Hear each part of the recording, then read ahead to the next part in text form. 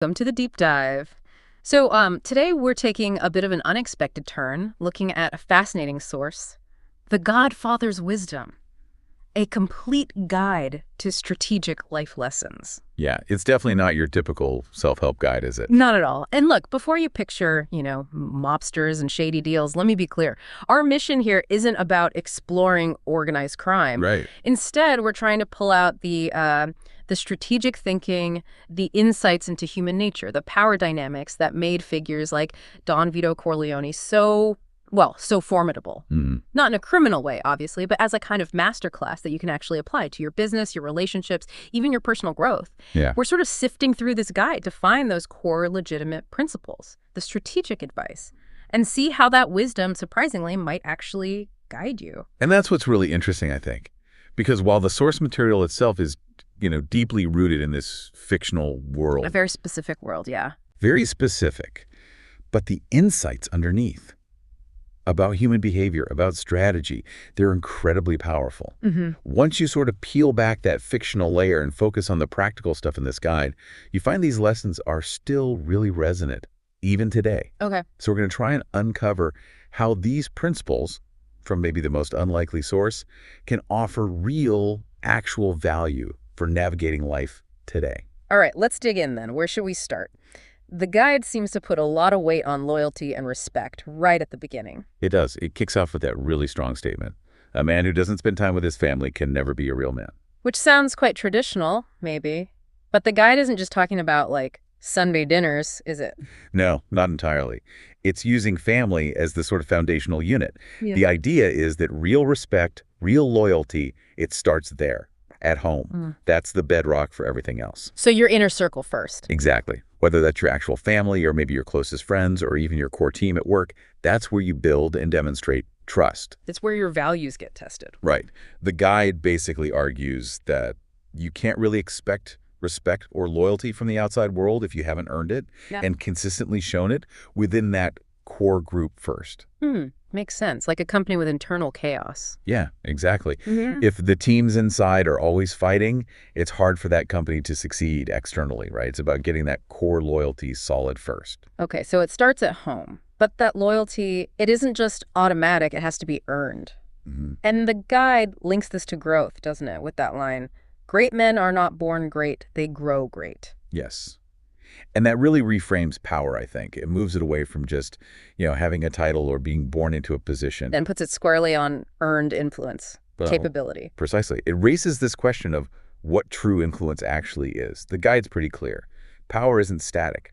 It's not something you just have. It's dynamic. It's dynamic. It's forged through wisdom, through strategy, and maybe most importantly, through inspiring genuine loyalty in others. It's a constant process. Learning, adapting. Proving your worth. Not just claiming status. It's about your impact, your integrity over time. Which brings us to the trickier stuff, relationships outside that inner circle, especially when, interests might not align perfectly. Ah, yes, the famous one. Keep your friends close, but your enemies closer. Now, obviously, that conjures up images. Shadowy figures, yeah. Right.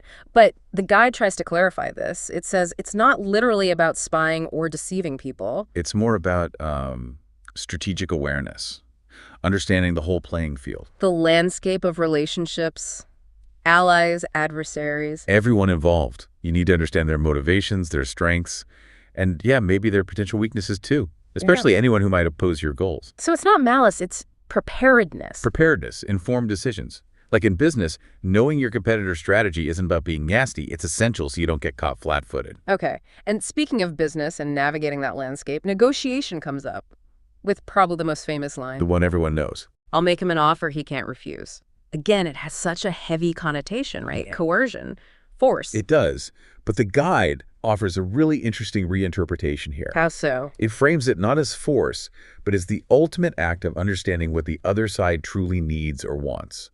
Deeply understanding it. And then crafting a solution that's so perfectly aligned with their interests, it just doesn't make logical sense for them to say no. So less about threats, more about irresistible value. Exactly. Deep empathy almost.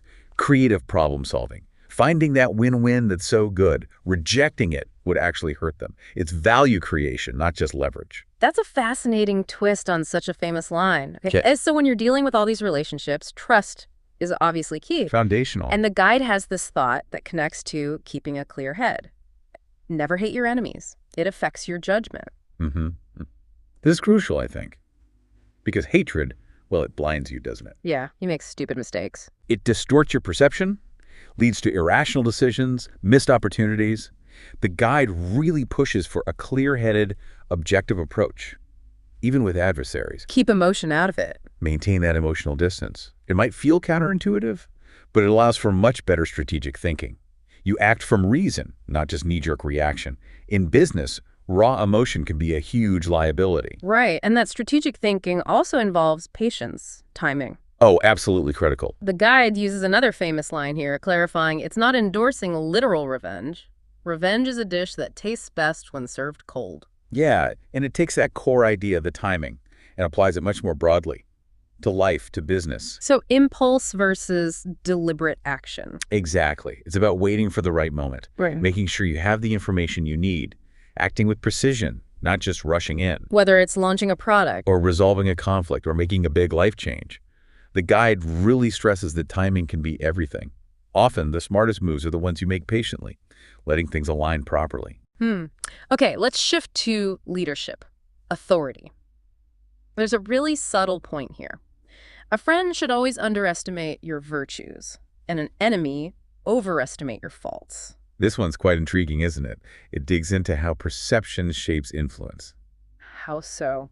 Well, it suggests, I think, a kind of strategic humility.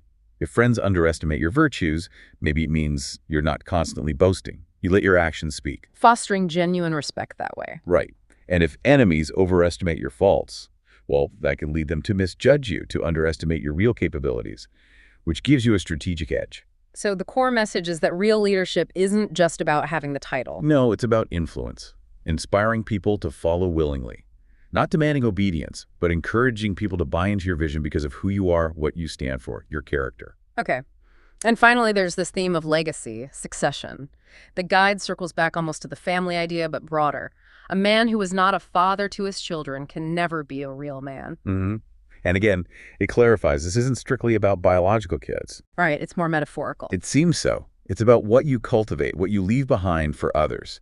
For the next generation, yes, but in any area where you have influence.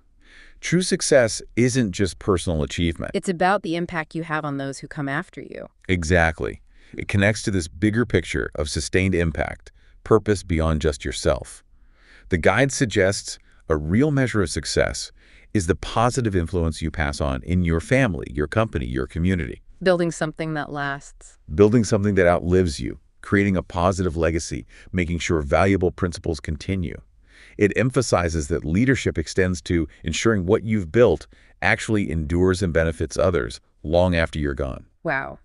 Okay, so wrapping this up, this deep dive into the Godfather's wisdom, it's actually yielded some really rich insights, hasn't it? From a place you wouldn't expect. Definitely surprising. We touched on those foundational ideas like respect, starting at home, a man who doesn't spend time with his family, you know that one. Loyalty first. And that idea that greatness isn't born, it's grown. Great men grow great through wisdom, inspiring loyalty. Yeah. We unpacked the strategy behind relationships, friends close, enemies closer, understanding the whole landscape. Strategic awareness. We even reframe negotiation with an offer he can't refuse. Not coercion, but compelling, irresistible solutions. Understanding needs.